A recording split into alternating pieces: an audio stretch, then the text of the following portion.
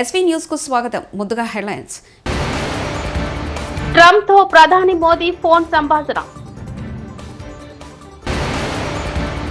విశాఖలో కాగ్నిజెంట్ శాశ్వత క్యాంపస్ కు సీఎం చంద్రబాబు శంకుస్థాపన.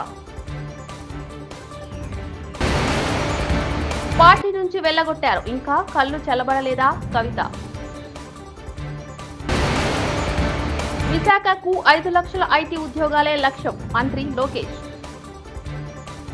ప్రధానమంత్రి మోదీ అమెరికా అధ్యక్షుడు డొనాల్డ్ ట్రంప్ తో గురువారం ఫోన్లో మాట్లాడారు. భారత్ అమెరికాల మధ్య సమగ్ర అంతర్జాతీయ వ్యూహాత్మక భాగస్వామ్యంపై ఇరువుల నేతలు సమీక్షించారు. ద్వైపాక్షిక సంబంధాల్లో వృద్ధిపై నేతలిద్దరూ సంతృప్తి వ్యక్తం చేశారు.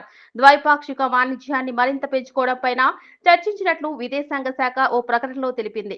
సంక్లిష్ట సాంకేతికతలు, ఇంధనం, రక్షణ, భద్రతా రంగాల్లో పరస్పర సహకారాన్ని పెంపొందించుకోవడంపై చర్చించినట్లు అధికారులు తెలిపారు. అఖండ 2 సినీ నిర్మాణ సంస్థకు తెలంగాణ హైకోర్టులో ఊరట. టికెట్ ధరలు పెంచుతూ ప్రభుత్వం ఇచ్చిన జీవోను రద్దు చేసిన సింగిల్ బెంచ్ ఇచ్చిన తీర్పుపై ఈ నెల 14వ తేదీ వరకు స్టే విధించిన డివిజన్ బెంచ్ కాంగ్రెస్ తో అంటగాగుతున్నట్లు తనపై తప్పుడు ప్రచారం చేస్తున్నారని తెలంగాణ జాగృతి అధ్యక్షురాలు కవిత ఆగ్రహం వ్యక్తం చేశారు. వెకిలి చేష్టలు చేస్తున్న గుంటె నక్కలు జాగ్రత్త అని ఆమె హెచ్చరించారు. హైదరాబాద్ లో నిర్వహించిన మీడియా సమావేశంలో కవిత మాట్లాడారు.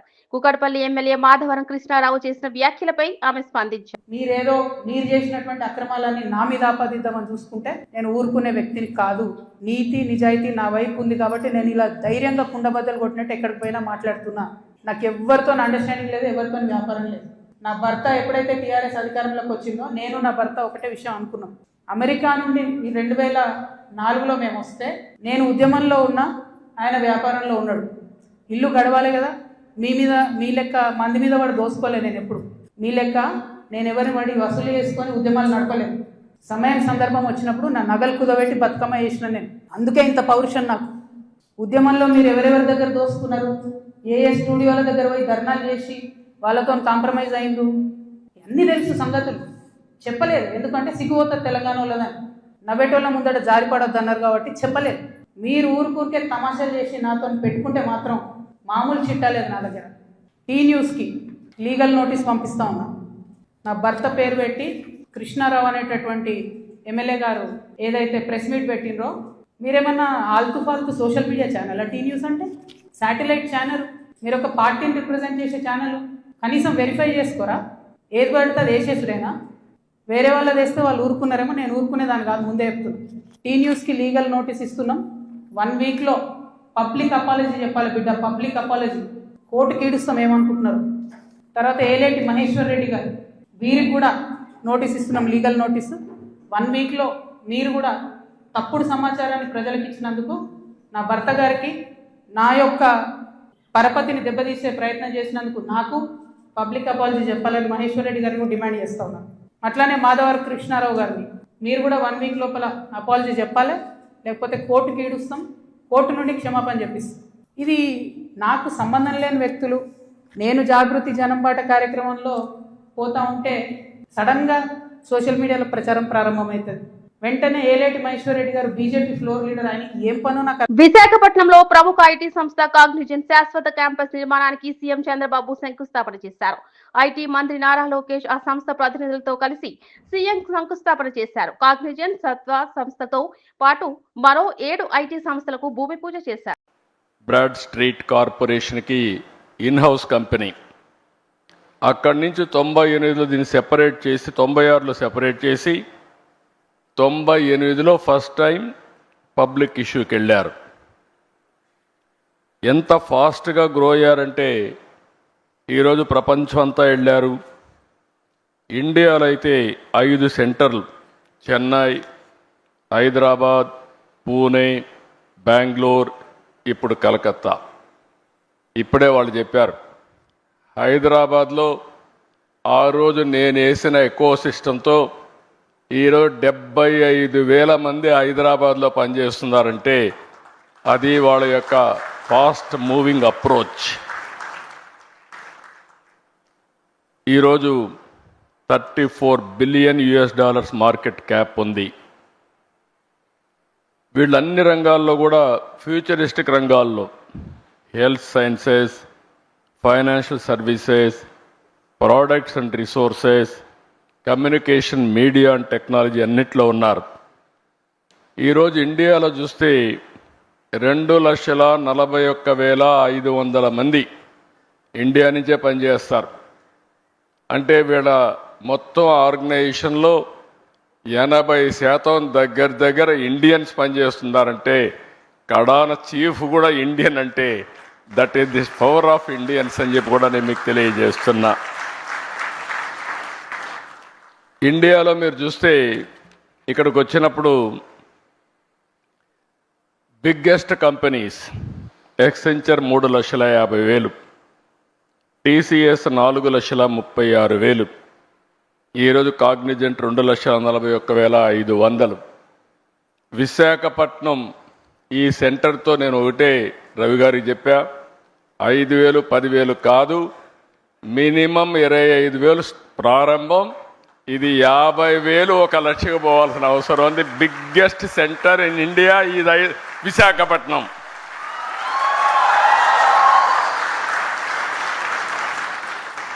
నాకు ఒక నమ్మకం ఉంది, నేను ఎప్పుడు చిన్న చిన్న విషయాలు ఆశించను, ఏది చేసినా mega స్కేలే చేయాలనుకుంటాను.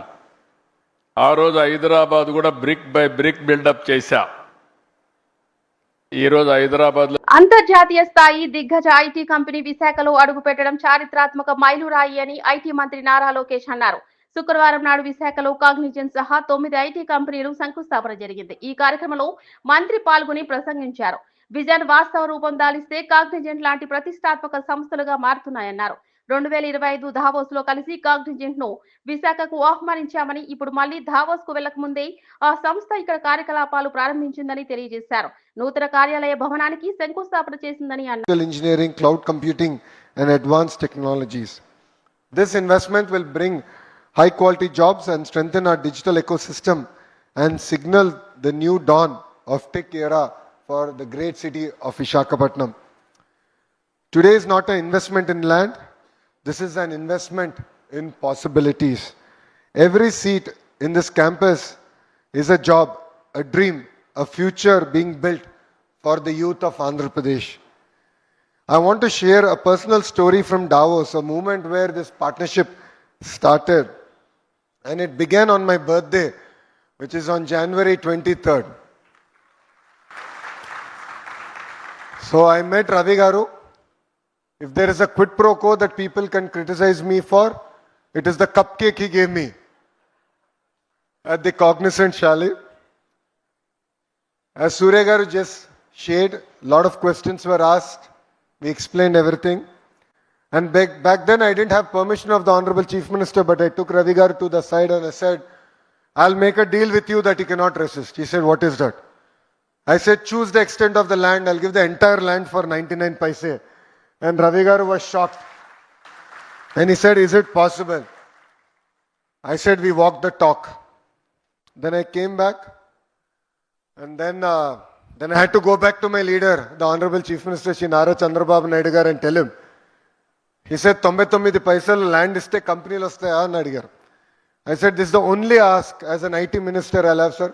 Please give me that flexibility and we will script history in Visakhapatnam. And I'm proud to say that we were able to clinch Cognizant, bring them here.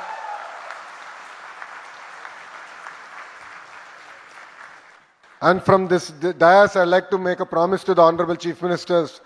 Sir, you always talk about the 1995 era that you're proud of. 2024 era has started. We will make you proud. We will make Andhra Pradesh proud. We will make Telugu community proud. In Andhra Pradesh, ease of doing business is anyway given. We are today talking about speed of doing business. In Andhra Pradesh, decisions don't get stuck in files. They turn into foundations like today. To a lot of the entrepreneurs, to a lot of the Fortune 500 companies who are here today, where I had the opportunity to break ground on your campuses. All of you know, I never even met you till you broke ground. You know, that was my understanding with all of you. I said, I'll clear everything, but I will see you at the ground breaking. Some of the companies, I must admit, we cleared the file day first today. I was in the US. In my travel between US and Canada, I cleared the files. Yesterday in the cabinet meeting, their incentive package got cleared, and today we broke ground. That is the speed of doing business that Andhra Pradesh means. Today, sir, when I had breakfast with Ravi Garu, I showed him the ad that the government of Andhra Pradesh gave. And we had cognizant. I said, it's no longer red tape, not red carpet, but we have a red veil which we unveiled, and there is cognizant behind it. That is what Andhra Pradesh today stands for. You know, honestly, for youngsters like me and majority of the first-time MLAs and ministers in Mr. Naidu's cabinet, we are really excited. We are very lucky. Trump తో ప్రధాని Modi phone సంభాషణ. విశాఖలో Cognizant శాశ్వత campus కు CM Chandrababu శంకుస్థాపన. Party నుంచి వెళ్లగొట్టారు, ఇంకా కళ్ళు చల్లబడలేదా కవిత. విశాఖకు 5 లక్షల ఐటీ ఉద్యోగాలే లక్ష్యం, మంత్రి లోకేష్. ఇవి బులెటిన్ విశేషాలు. చూస్తూనే ఉండండి ఎస్వీ న్యూస్.